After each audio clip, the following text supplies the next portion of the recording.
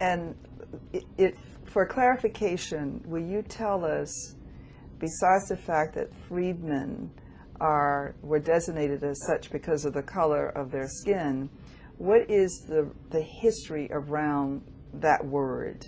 Maybe what you can do is just tell us about the enslavement of Africans by the Cherokees when the enslavement began, way back when, in the 1800s or 1700s or whenever it began, and when did it end, and how did this whole freedmen issue come about? Well, now, I really can't tell you all about it, but I've looked, and around the time of the Civil War, okay, they were all living together. But this great-great-grandfather, okay, he had, it's supposed to have about 103 slaves. But your great-great-grandfather? Great-great-grandfather, yes. Second grade. Okay. Third grade. But what I'm seeing and what the parents told me, these were not slaves, this was his family. But when they come to question him, they numbered them as slaves. Okay, then he moved them up to up around Kansas to get away from the war. And that's where my grandfather was born, up in Mapleton, Kansas.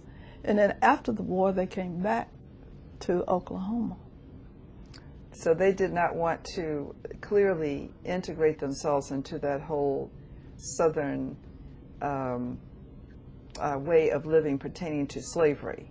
Is that what you're saying? I have seen a few records where my great-great-grandmother was a slave of Joe Morton, and this is my great-grandfather's daddy. I see. I see. So Joe Morton, was he a Cherokee? He was Cherokee, yes. Okay. So the Cherokees had black slaves? Yes. Yes. And was their way of slavery similar to, for example, the English? I don't think so. No? I think it was more like you were family. Oh. And okay.